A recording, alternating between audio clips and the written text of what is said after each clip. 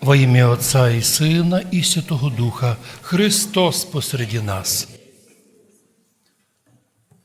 Неділя сиропустна, в яку церква вспоминає одну із величайших трагедій в начинающемся людстві – изгнание Адама из рая. Это была в тому трагедія, що Бог не планував современну історію людства. Вона була Богом не запланована. Корекцію вніс Адам із Євою. Это вони, будучи створені Богом по образу і подобію Божому, это вони, раді котрих, раді Адама насадився рай.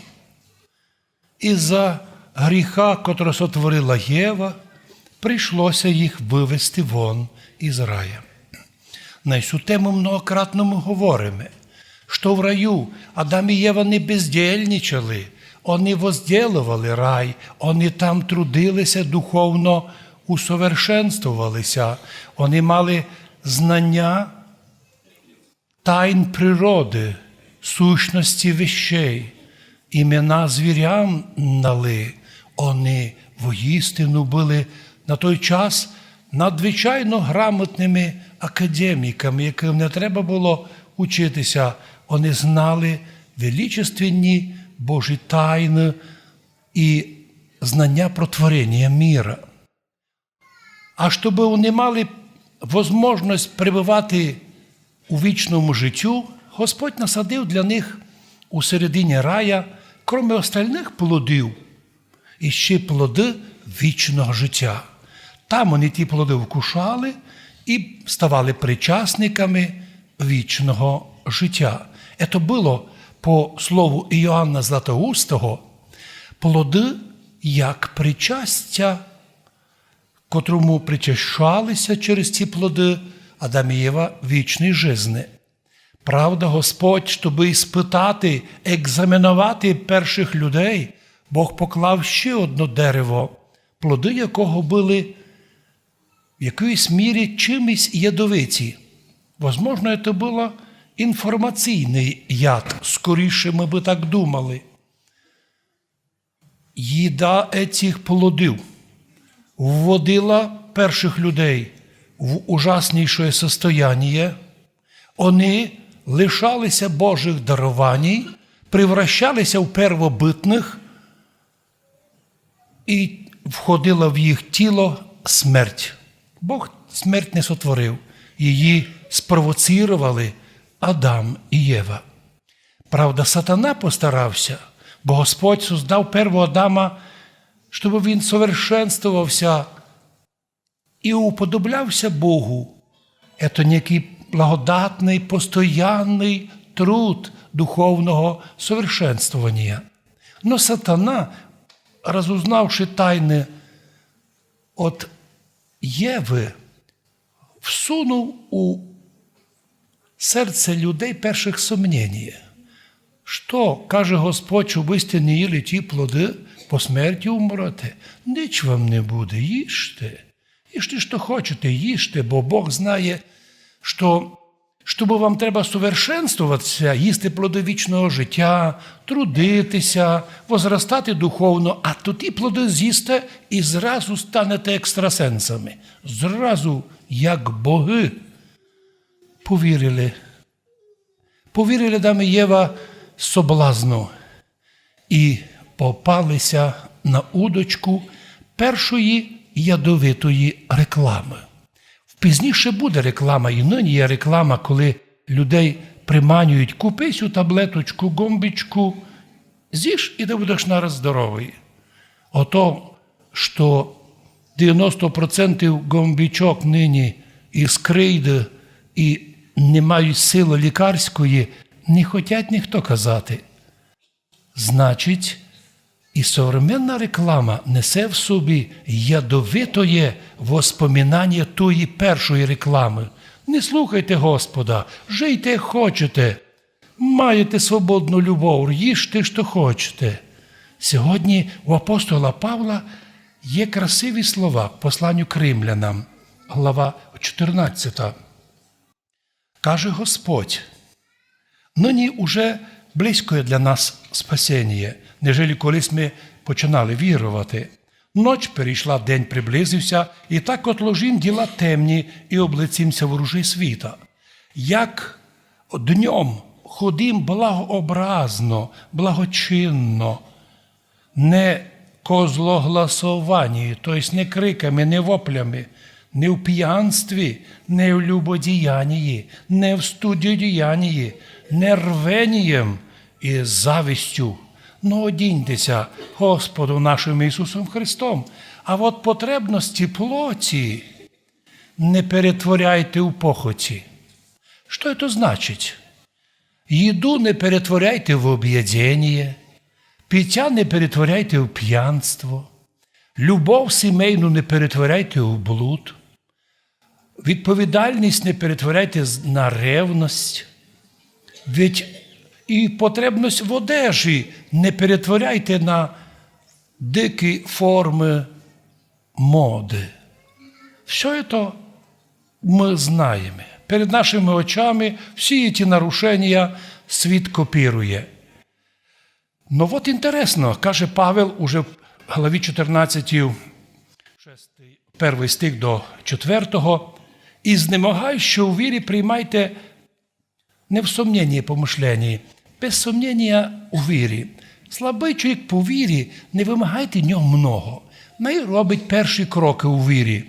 Бо хитреці, мудреці вірують, що їсти мож все. Мож. Даже ведь знаменитое сектантство цілої мирової, якбися зговорило вкупі, ні, поститися не треба, пост не має сили духовної чи моральної. Ето, їж, що хочеш.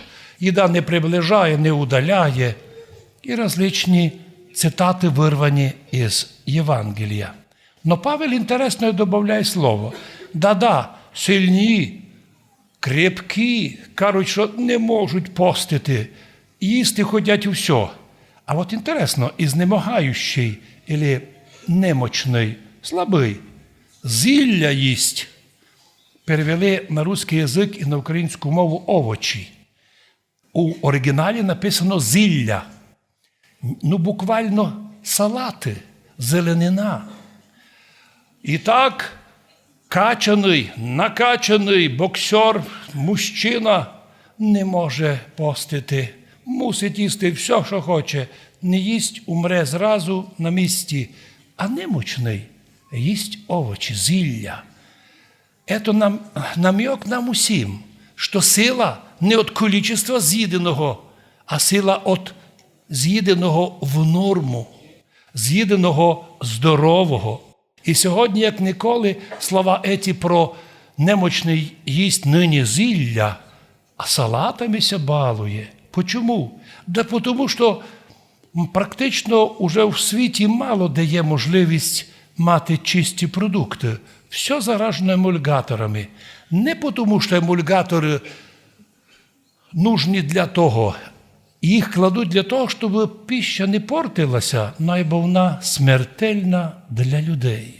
І так Великим постом Бог покликає нас перейти на зілля, на салати, на овочі. Да, і з овочами не все в порядку, кладуть у них хімію і прочі. Но в будь-якому випадку є можливість різко зменшити потреблення неважного, менее калорійного, но более здорового для організму. І так пост – це не просто запрет, не смієте їсти м'ясо. Хочеш м'ясоїда їсти, та їж. Ми з вами говорили, супермаркет тобі чекає, іди до нас, кашене м'ясочко, 2 рази промитоє, красное, їж, скільки хочеш, но будеш страдати за те, що не послухався Слова Божого, щоб хоча б в період Великого поста перейти на зілля, на салати, на зеленину, на овочі. Бо немочний деколи вказує приклад.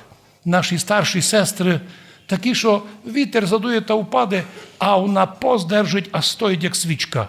Приходить до церкви молодий, енергічний, накачаний, 5 минут постояв, уже його болить спина, вже ногу дубіють, все, вже не може і вже втікає з храма. Почому? Да тому що слабенький дух. Хоча накачані мишці, а дух слабий, і тоді чоловік слабий. От почому для православних людей і для нас, жителів древнього Карпатського, як сьогодні кажуть, єврорегіона, центра Європи, 1000 років маємо опит православного поста. Да, до нас потім пізніше приходили і латиняни, котрі пост змастили. Пізніше прийшли протестанти, лютерани, кальвіни, теж пост одмінили. Потім сюди сунулися орди американсько-англійсько-французько-німецьких сект, теж пост одмінили. Їжте, що хочете. Но от важно нам урозуміти, що народ наш донині пости любить і держить. Це не значить, що поголовно держать, а держать посильніші. Слабші що роблять? Їдять, що хочуть. Все можеш їсти. А от котрі навіть здоров'ям вроді би ослаблені, но іменно постна їда заміняє 1000 таблеток. В період поста многі ісследователі кажуть, що чоловік звільняється від сотні хвороб в період поста. Чудо робить пост. Но не тільки здоров'я фізичне нам важно. Сьогодні ми говоримо о здоров'ї духовному, щоб сила духа чоловічого, ведь дух і душа з'єднані з тілом. І якщо тіло під контролем, душа і дух творчески трудяться.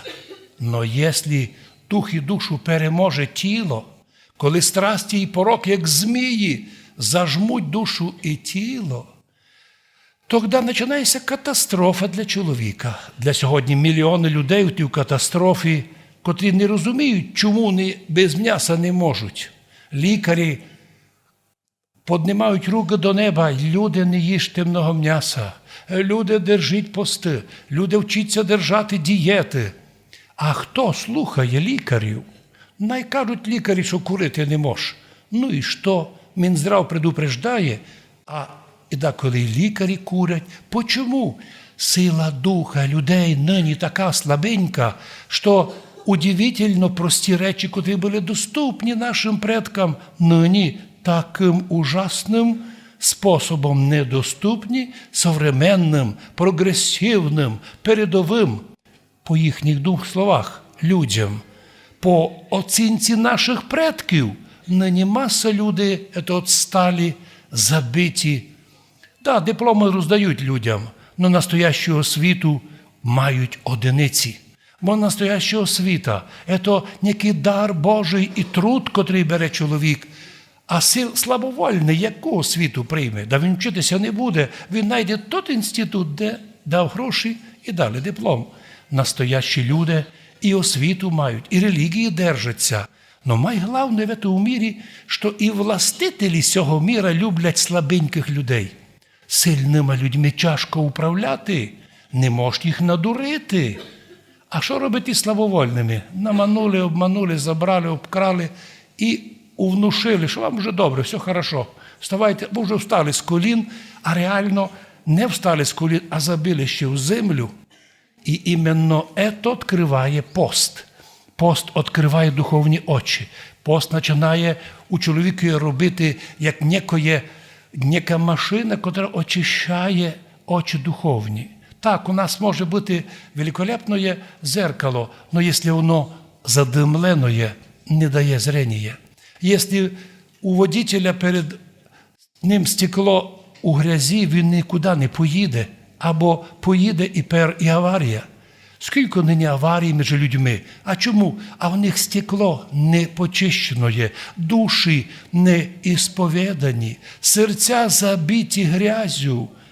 Вони не знають поста, і страсті й пороки, блуд, об'єднання, п'янство зв'язало накріпко їх душі і серця. От почому Павел нині продовжує красивими словами.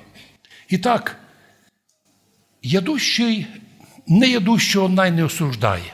Любиш пост держати? Держи, ти спортсмен. Рядом твій не берує пост держати, не осуждай його. Тому що ти, осудивши його, лишишся сам сили, бо осуждення є гріх.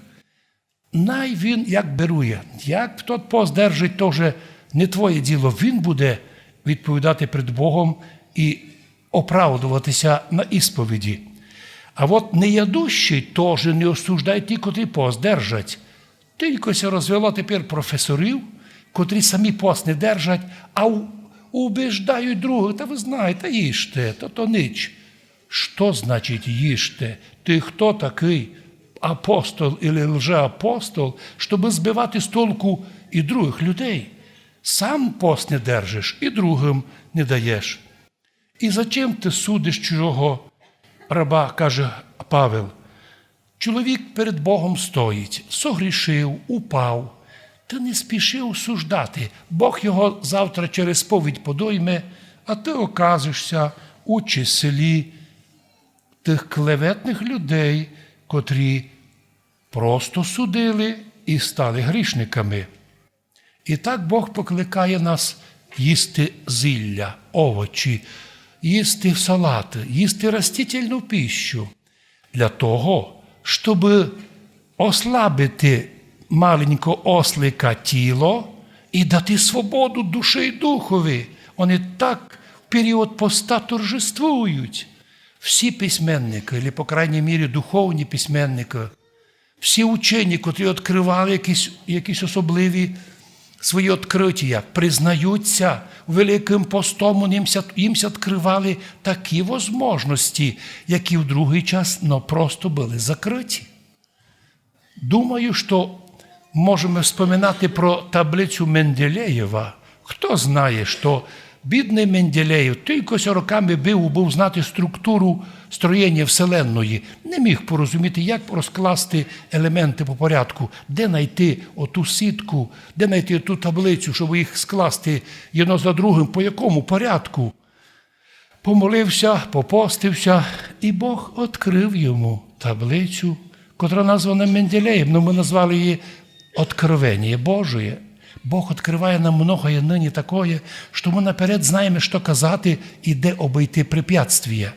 Наші противники деколи удивляються, откуда православні канонічної церкви знали наперед, що з ними буде. І, наприклад, зібралися на Архієрейський собор у Києво-Печерській лаврі, нікуди не пішли, бо знали, що в другому місці їх могли чекати напасті.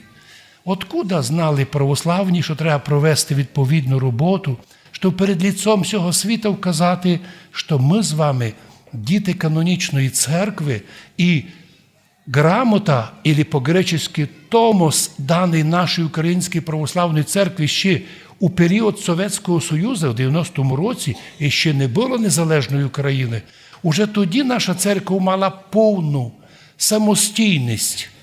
Було об'явлено, що Руська церква не претендує ні на які будівлі, ні на які фінанси, ні на які отчоти, ні на які рішення. Формально, символічно, духовно споминаємо патріарха, як недавно заставили і так званого Епіфанія теж спом'янути на службі патріарха Кирила. Тобто, вони указали, що вспоминання в молитві – це молитвенное. Но якщо наша церква 100% незалежна, а наш Онуфрій, виповняючий обов'язки патріарха, як ми з вами говорили, то от нова структура 100% залежна від Стамбула, і в результаті вони упали у те, що не повірили Господу і Євангеліє. Треба в цьому світі жити по заповідям Божим, по канонам церкви, а це дається тому, хто любить пост і молитву. Ми теж виходимо тепер на Великий пост. І Господь каже, а ще хто прощає своїм должникам, Бог простить його. А ще ти не простиш, і Бог тебе не простить. То й проста математика. Ми должні Богу мільйони. А браття нам довжні десятки гривень. Прости братові 10 гривень, щоб Бог тобі простив мільйон. Казало бися, вигодна арифметика. О, ні, грішник, на це не піде. О, би 2 раз я умер, а не прощу, до смерти не прощу. І перед нами образ осліпшого, пропадаючого на очах чоловіка. І другий наоборот, кілька людей є, котрі тільки їм вреда нанесли, а вони сказали, Господь попустив потерпіти, ми вже потерпіли, щось ще на нього сердити, най йому Бог простить. Впрочем, в неділю, коли просимо взаємного прощення, у неділю прощенну, ведь теж не кажемо, коли брат і сестра каже, прости мене, не солідно казати, прощаю тя. Прощає Бог. Треба сказати, най Бог вас простить. Я не сержуся. Передавати суддєйство Богу. От тоді у життю чоловіка ясний путь.